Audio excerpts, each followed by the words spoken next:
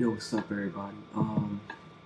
In this video today, we're going to be talking about why The Rise of Skywalker is probably going to be a pretty good movie, and the fact that the critics are all hating on this movie and they don't like it very much, which means, in my case scenario, that this fucking movie's got to be straight fire. No cap, bro. All the critics are talking hella shit on this movie, and this joint's gonna be lit as fuck.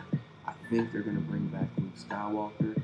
I don't know, but we're gonna go over some reviews that the critics dropped that actually got to watch the movie, and we're gonna judge from there because from what I'm looking at, the critics don't really like this movie that much. They're kind of hating, and they're saying that it's disrespectful to Rian Johnson. And in my case scenario, fuck Rian Johnson. He's a fucking bitch, alright? So, let's read some of these reviews. Alright, so going with one of our first reviewers, this dork said that The Rise of Skywalker represents the plummeting of Disney's artistic integrity, which is probably a nod at Disney retconning faggot ass Rian Johnson. Here's another guy. The problem with The Rise of Skywalker isn't any single omission or misstep. It isn't the succession of cheap gotcha twists that briefly threaten to alter how we look at these characters, only to abruptly pull us back to rose-tinted reality. So this guy, I don't really know what he's saying. He's just trying to sound smart, I guess.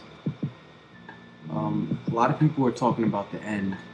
The end isn't as splendid as one might have wanted, but you can see more virtues and errors here. So obviously something happens in the end of this movie that is kind of sad, or the critics are mixed about, or whatever controversy J.J. Abrams may have brewed up with his artistic choices, he still captures magnificently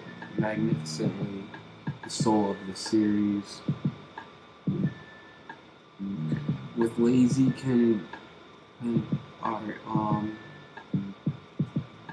all The Rise of Skywalker does is wrap up everything a second time, answering the same questions and revisiting the same themes. Let's keep going here.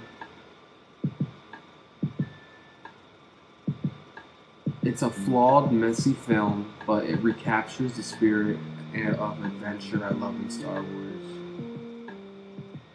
There seems to have absolutely been no roadmap as to what these movies were going to be, and it shows. Let's keep going.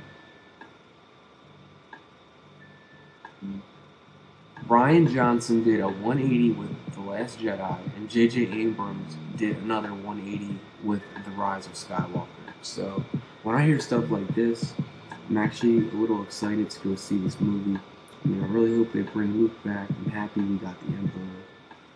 Let's keep going.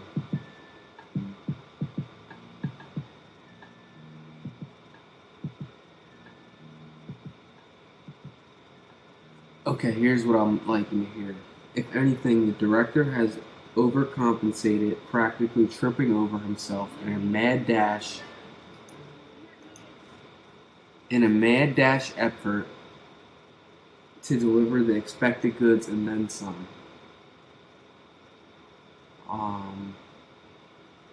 So basically, a lot of what the critics are mad at is that this movie is giving out a lot of fan service, and the critics are obviously mad about this, and they're mad that the movie retconned Rian Johnson. So basically, all the critics are just mad that JJ gave the fans fan service and disrespected Rian Johnson. So they don't really like this movie that much. So to me, it sounds really good. And I think that even though I hated The Last Jedi, The Rise of Skywalker might be really good. Here's another review that says The Rise of Skywalker is a monumental feat for J.J. Abrams, whose impossible trench run should be seen as a remarkable save by Disney. So basically, he's calling Rian Johnson Trench Run, his movie. Yeah, so basically they're saying that JJ saved the fans with fan service and disrespected Rian Johnson. And if you're a real Star Wars fan, man, fuck Rian Johnson, man. We don't respect that pussy. So you already know how we rockin', man. That's about it for the video. Uh, Yo, if your name is Rian Johnson, fuck you. Uh, big fuck you to Rian Johnson, man. He's a bitch. Last Jedi is a terrible movie. And that's it, guys. Thanks for watching the video.